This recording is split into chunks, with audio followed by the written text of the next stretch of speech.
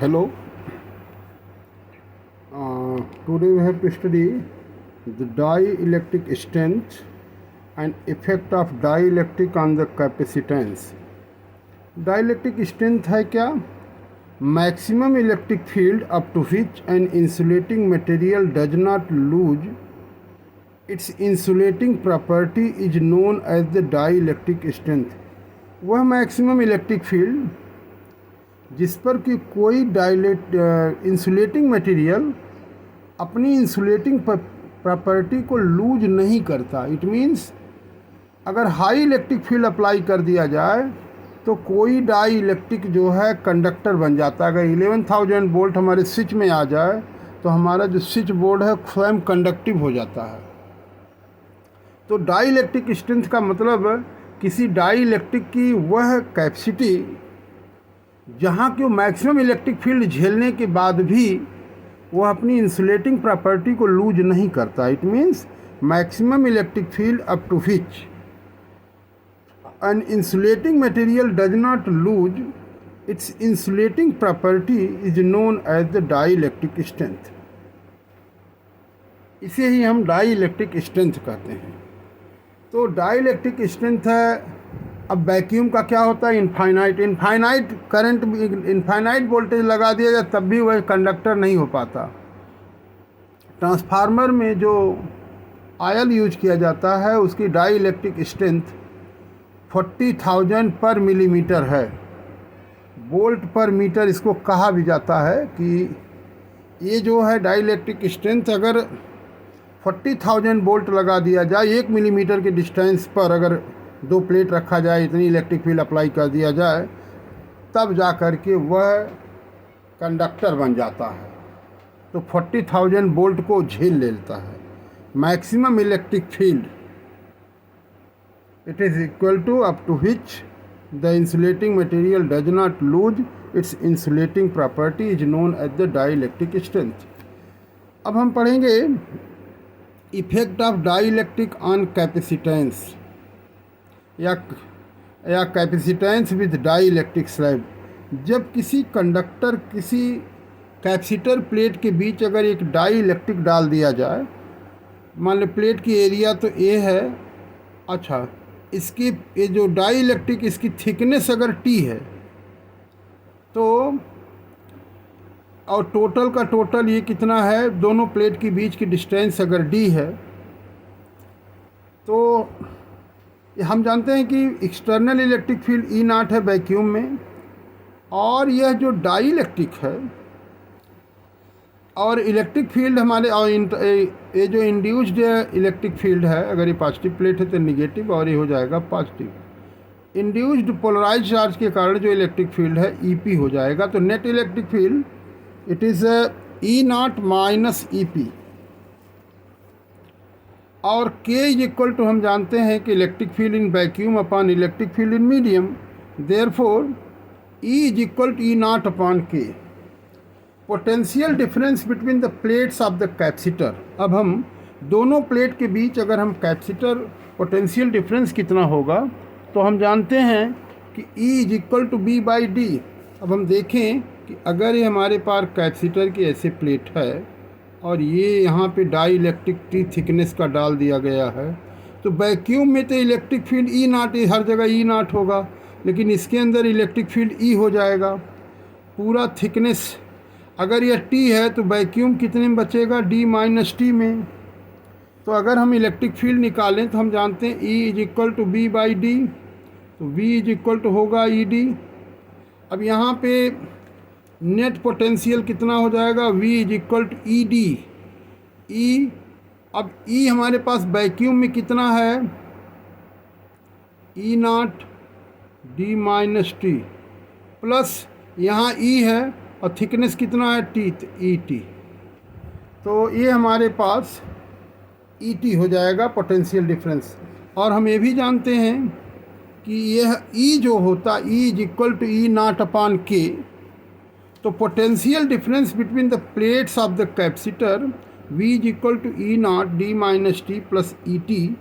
ई के प्लेस पर ई not upon के लिख सकते हैं। तो E not D minus T plus E naught T upon K and we know that E naught is ये जो है electric field between the plates of the capacitor, capacitor के प्लेट के अंदर जो इलेक्ट्रिक फील्ड होती है E is equal to sigma upon epsilon naught, ये भी ध्यान में रखना। तो यही चीज़ यहाँ पे लिखा गया है, E naught it is equal to sigma upon epsilon naught, और sigma is equal to charge per unit area, तो Q अपान A। तो हम वैल्यू अगर यहाँ पे पुट कर देते हैं, ई नाट हम सीधे अगर कॉमन ले लें चाहें तो ई नाट को अगर कॉमन ले लें और ई नाट के D minus T plus T upon K बचेगा, तो अगर E naught take out common तो E D minus T plus T upon K, तो यही हमारे पास हो जाएगा यहाँ पे v is equal to Q upon epsilon naught A D minus T plus T upon K. तो C is equal to Q by B होता है, तो Q अपान V, और V के प्लेस पे ही पुट कर देंगे Q upon epsilon naught D minus T plus T upon K. Epsilon not ऊपर चला जाएगा, Q कैंसिल हो जाएगा, तो हमारे पास कैपेसिटेंस का फार्मूला हो जाएगा C is equal to epsilon not A upon D minus T plus T upon K. अगर T D के बराबर हो जाए, मतलब अगर ये डी और टी हर जगह पूरे जगह अगर हम डाई इलेक्ट्रिक ही डाल देते हैं, तब क्या होगा, जब डाल देंगे तो D is equal to T put कर देंगे, टी के प्लेस पे डी, तो C is equal to epsilon naught A upon D minus D plus D upon K. तो हमारे पास हो जाएगी value C is equal to K epsilon naught A upon D. This implies that when a dielectric slab is inserted between the plates of a capacitor, capacitance increases k times। मतलब dielectric जब हम डाल देंगे तो capacitance k times बढ़ जाता है, ये भी ध्यान में रखना। Capacitance that increases k times, यही है, कैपेसिटेंस बढ़ जाएगा डाईइलेक्ट्रिक डाल देने पर। अब देखना, अब हम पढ़ेंगे capacitance with different dielectric slabs. अगर हम T1, T2, T3 अगर तमाम थिकनेस का डाल देते हैं, तो what will happen the capacitance, तो T1, T2, Tn are the width of different dielectrics having the dielectric constants K1, K2, K3, Kn be the dielectric constants, then the capacitance it is equal to epsilon naught A upon D minus T, और T के place पे T1, T2, T3, Tn plus T by के का मतलब T1 अपान K1 plus T2 अपान K2 plus Tn अपान Kn, यही हम direct लिख देते हैं। और जो सबसे इम्पॉर्टेंट ये है कि what is the effect on the capacitance when the dielectric slab is inserted, when battery is disconnected and dielectric slab is inserted, what happens, अगर इसमें से बैटरी को डिस्कनेक्ट कर दिया जाए और डाईइलेक्ट्रिक स्लैब को डाल दिया जाए, तो चार्ज पे, कैपेसिटेंस पे, एनर्जी पे, इलेक्ट्रिक फील्ड पे, पोटेंशियल पर क्या फ़र्क पड़ेगा, ये बड़ा इम्पॉर्टेंट है, इसको जानना है। when battery is disconnected and dielectric slab is inserted, तो ये हमारे पास कैपेसिटर की प्लेट है पॉजिटिव और नेगेटिव। तो हम जानते हैं अगर वैक्यूम है, कुछ नहीं है, तो Q not is equal to C not B not, और एनर्जी होती है half C not square B not square. Effect of charge, charge पे क्या फ़र्क पड़ेगा, तो प्लेट पे charge remain the same, charge remain the same when battery is disconnected. Charge supply होगा नहीं, जो चार्ज प्लेट पे है अंदर इंड्यूस भले हो, लेकिन इस प्लेट पर charge remain the same, charge पे कोई फ़र्क नहीं। इफेक्ट ऑन कैपेसिटेंस, कैपेसिटेंस पे क्या होता है, capacitance K is equal to epsilon not A upon D, तो K टाइम्स बढ़ जाता है। तो अभी हम लोगों ने जस्ट देखा भी है, अगर डाईइलेक्ट्रिक को डाल दिया जाए तो कैपेसिटेंस बिकम K टाइम्स, ये चीज़ होता है, एक कैपेसिटेंस बिकम K टाइम्स। तो कैपेसिटेंस बढ़ जाता, charge remain the same. Effect on electric field, electric field की बात करें तो electric field become 1 upon K times, मतलब डिक्रीज कर जाती है। और effect on potential, V is equal to E D और E is equal to E not upon K, और E not D it is equal to V naught होता है, E is equal to B by D, तो V is equal to E D, E not D को हम we naught upon के, means it decreases 1 upon K times. Effect on energy stored in a capacitor, energy पर क्या फ़र्क पड़ता है, energy तो energy it is equal to half C V square and half C V square, U is equal to half, C को लिखेंगे के epsilon naught ए, तो ये वैल्यू हो जाएगी हाफ सी, सी को लिखेंगे के सी नॉट और B is equal to B naught upon K का होल स्क्वायर हो जाएगा। हम we know that half C V square, तो सी तो के टाइम्स हो जाएगा के सी नॉट और V is equal to B naught upon K का होल स्क्वायर, तो half K C not V naught upon K का whole square हो जाएगा, तो half K C not V not square upon K square K गया, तो half C not V not square upon K, तो ये value हो जाएगी यू नॉट अपान के, ठीक है। तो डिक्रीजेज 1 अपान के टाइम्स, तो ये 1 अपान के टाइम्स हो जाएगा, मतलब energy 1 upon K times, potential 1 upon K times, electric field 1 upon K times, ये सब घट जाएगा। क्या क्या बढ़ेगा, कैपेसिटेंस केवल बढ़ेगा, ध्यान में रखना, और charge remain the same, charge पे कोई फ़र्क नहीं पड़ना है, यहाँ पे charge remain the same, capacitance के टाइम्स बढ़ जाता है डाई इलेक्ट्रिक डाल देने पर, और बैटरी को डिस्कनेक्ट अगर कर दिया जाए, और electric field 1 upon K times, potential 1 upon K times, और इफेक्ट ऑन और energy stored in a capacitor it is also 1 upon K times. When battery remain connected and dielectric slab is inserted, battery connected रहे और die electric slab को डाल दिया जाए, तो what will effect on it, here we will see it effect on charge, charge supply लगातार होता रहेगा बैटरी अगर कनेक्टेड है, since the battery potential difference between the plates of the capacitor is constant. अब देखो पोटेंशियल रिमेन कांस्टेंट, क्यों, क्योंकि 220 volt अगर बैटरी है तो 220 volt that will remain constant maintained, since the potential difference between the plates of a capacitor is constant as battery is connected and the battery supply charges, battery charge supply करती है, तो Q is equal to C B, लेकिन C क्या है, K C not, और potential difference V not, तो K Q not means charge increases. Effect on capacitance C is equal to K C not, effect on, तो capacitance बढ़ जाता है, charge बढ़ जाता है अगर बैटरी कनेक्टेड है। Effect on electric field E is equal to B by D, that is V is equal to V not upon D, तो E नॉट, मतलब electric field does not change, electric field remain constant. अगर battery disconnected नहीं है, connect कर दी गई है, तो potential remain constant, electric field remain constant, charge बढ़ेगा के टाइम्स, और पोटेंशियल तो कांस्टेंट है, इलेक्ट्रिक फील्ड कांस्टेंट है।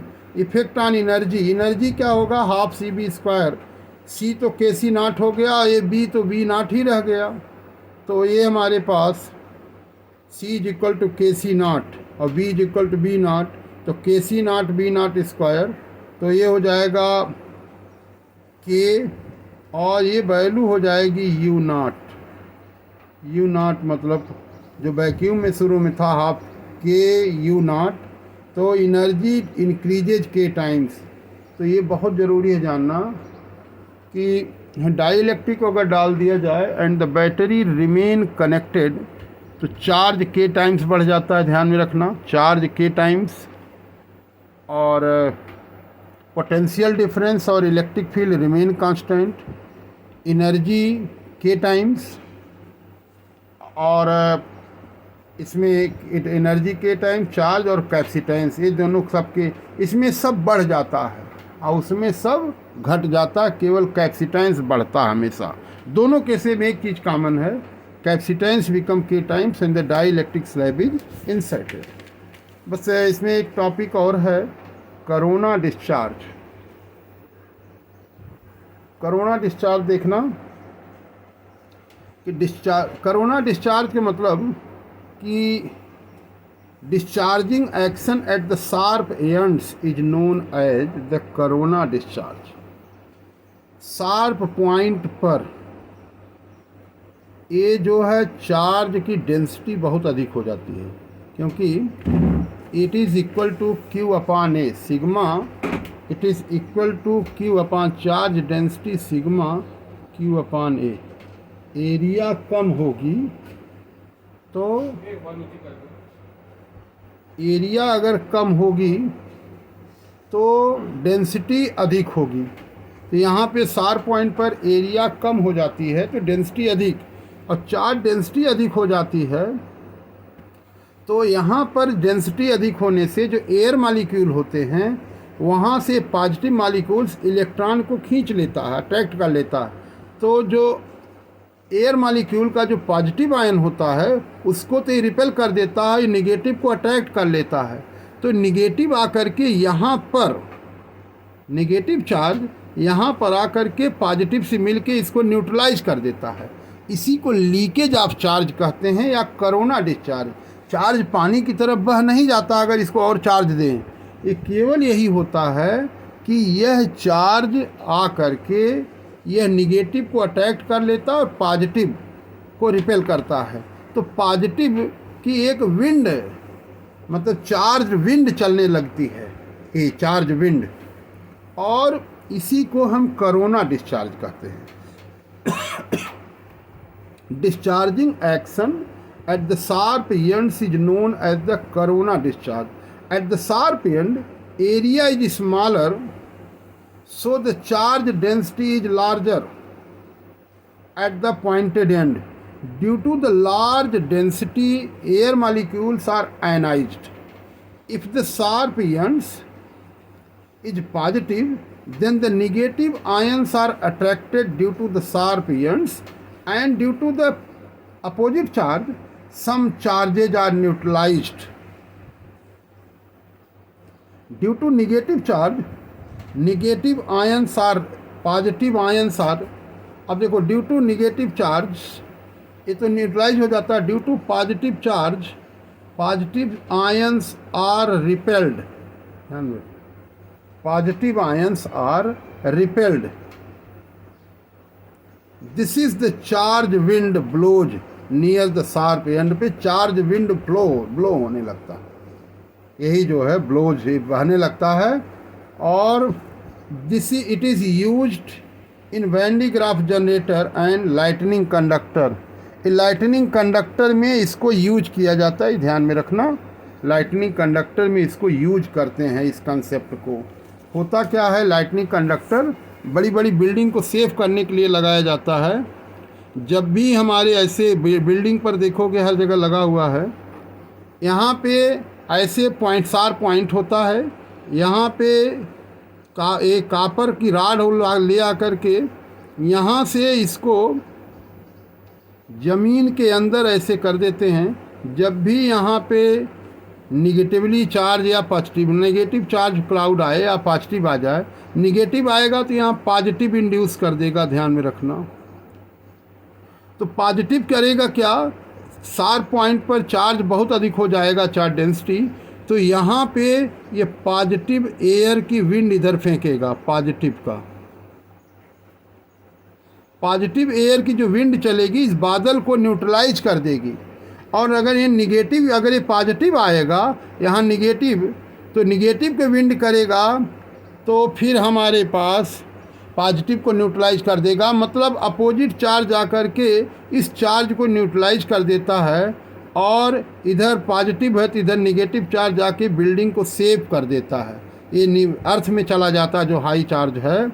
और यहाँ पर पॉजिटिव आया कैसे, यहाँ से इलेक्ट्रॉन खींच लिया, इलेक्ट्रॉन है, अच्छा ये जो पॉजिटिव है ये जो है यहाँ पे जैसे निगेटिव आएगा इलेक्ट्रॉन को रिपेल कर देगा, यहाँ से इस पर चला जाएगा और पॉजिटिव यहाँ पे जनरेट हो जाता है। इस तरह से यहाँ पे एक तरफ हमारे पास यहाँ पे निगेटिव चार्ज अंदर चला जाता है और पॉजिटिव यहाँ पे जनरेट हो जाता। पॉजिटिव चार पॉइंट पर डेंसिटी अधिक होने से what will happen here, it positive wind will flow, ये पॉजिटिव विंड यहाँ से चलेगी और यह निगेटिव क्लाउड को न्यूट्रलाइज कर देगी, सो इसका इफेक्ट कम हो जाता है। यही हमारा लाइटनिंग कंडक्टर में यही कंसेप्ट यूज किया जाता है। अब बैंड ग्राफ जनरेटर अभी कोर्स से फ़िलहाल निकाल दिया गया, लेकिन ये चीज़ थोड़ा सा पढ़ना ज़रूरी होता है कि collecting action of hollow conductor, इसका मतलब ये है कि अंदर कितना भी चार्ज दे दिया जाए, अंदर का पोटेंशियल हमेशा बाहर के पोटेंशियल से अधिक होता है। यहाँ कितना कम चार्ज हो, बाहर कितना भी अधिक चार्ज, अंदर कितना भी कम चार्ज दे दिया जाए, बाहर कितना अधिक चार्ज हो, लेकिन पोटेंशियल हमेशा अंदर का ही अधिक होता है। ध्यान में रखना, अगर एक तार से कनेक्ट करें तो charge flows from low inner to outer, मतलब whole always charge inner potential is greater than the outer potential. तो इस तरह से बाहर ही चार्ज हमारा कलेक्ट हो जाता है, इसी को collecting action of hollow conductor. अगर एक हॉलो कंडक्टर ले लें, इस पर पॉजिटिव चार्ज क्यू दे दें, एक इनर ले लें यहाँ किसी वायर कंडक्टर से, इसको चार्ज अगर सप्लाई कर दें इनर स्फीयर को, इस पर स्मॉल क्यू चार्ज गिवन है, तो अब आउटर सरफेस पर पोटेंशियल हम जानते हैं कि whole charge assume to be concentrated at the centre, तो अगर हमने क्यू दिया तो क्यू चार्ज सेंटर पर अज्यूम करेंगे, इसके कारण इस सरफेस पर जो पोटेंशियल होगा 1/4 pi epsilon not Q upon R. ये भी चार्ज दिया तो ये भी चार्ज यहीं पे अज्यूम करेंगे, इसके कारण यहाँ पे जो पोटेंशियल होगा 1/4 pi epsilon not Q upon R. तो हमारे पास जो पोटेंशियल आएगा 1/4 pi epsilon not Q upon R plus Q upon R. Potential of the inner surface, अब इनर सरफेस पर हम देखें, इनर पर पोटेंशियल हमारे पास क्यू अपॉन स्मॉल आर होगा। अगर चार्ज यहाँ अज्यूम करते हैं इनर पर क्यू अपॉन स्मॉल आर। अच्छा, यहाँ पर जो पोटेंशियल है किसी कंडक्टर में, जो पोटेंशियल सरफेस पर वही पोटेंशियल हर जगह अंदर होता है, तो यहाँ पे पोटेंशियल क्यू अपॉन आर है, तो अंदर भी वही पोटेंशियल होगा क्यू अपॉन आर। और ऐसी स्थिति में ये इनर पोटेंशियल हमारा स्मॉल आर और आउटर पोटेंशियल को कैपिटल आर से शो करते हैं। दोनों के बीच का अगर डिफरेंस लें, V R minus V R, inner minus outer, तो हमारे पास इनर वाला दोनों में 1/4 pi epsilon not is taken out common, और ये इनर का हो जाएगा Q upon R plus Q upon R, और ये हो जाएगा minus Q upon R plus capital, सब दोनों कैपिटल कैपिटल। इसमें हम देखेंगे माइनस से plus A Q upon R cancelled out, तो हमारे पास क्यू को बाहर कर लें, स्मॉल क्यू अपॉन आर, तो Q upon 4 pi epsilon not 1 upon R minus R, it is R minus R upon R R. This implies that VR minus VR is greater 0, means inner potential is always outer potential. Thus any charge given to the inner sphere and connected to the outer sphere, whole charge flows from inner to outer. इसी को अगर कोई charge inner में दिया जाए और किसी outer surface को अगर कनेक्ट कर दिया जाए, तो inner charge will flow from inner to outer, मतलब ये पोटेंशियल जीरो हो जाएगा, सारा चार्ज सरफेस पे आ जाएगा। इसी को collecting action of hollow conductor कहते हैं। इसी प्रिंसिपल को यूज किया जाता है बैंड ग्राफ जनरेटर में। और बैंड ग्राफ जनरेटर एक डिवाइस है which is use to generate the high potential. कितना हाई? 10 की पावर 7 वोल्ट तक जनरेट किया जाता है from the moderate electric field.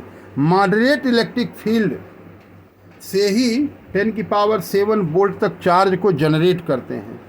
Principal of Van de Graaff generator ज़रा देखना है क्या? तो यही दो कंसेप्ट है बैंड ग्राफ जनरेटर, दो प्रिंसिपल पे वर्क करता, कोरोना डिस्चार्ज और whole charge lies on the surface, that is any charge given to the inner conductor that is induced on the outer conductor. कहने मतलब whole charge lies on the surface. तो Van de Graaff generator के दो principal हो जाते हैं, एक होता है कि करोना डिस्चार्ज और दूसरा whole charge lies on the surface. चूँकि ये कोर्स में नहीं है, बस इतना जानो कि वैन डी ग्राफ जनरेटर एक डिवाइस है, हाई पोटेंशियल जनरेट करने के लिए काम में आता है। और हाई पोटेंशियल जब 10⁻7 वोल्ट का होता है, उसमें जब भी कोई चार्ज रखा जाता है तो चार्ज बड़ी तेज़ी से एक्सेलरेट होता है और न्यूक्लियस को हिट करता है, इसीलिए ऐसा किया जाता है। तो ये चैप्टर पूरी तरह से ख़त्म और यहीं तक कोर्स में अभी आएगा, लेकिन अब आगे कंटिन्यू करना है। तो टेक केयर।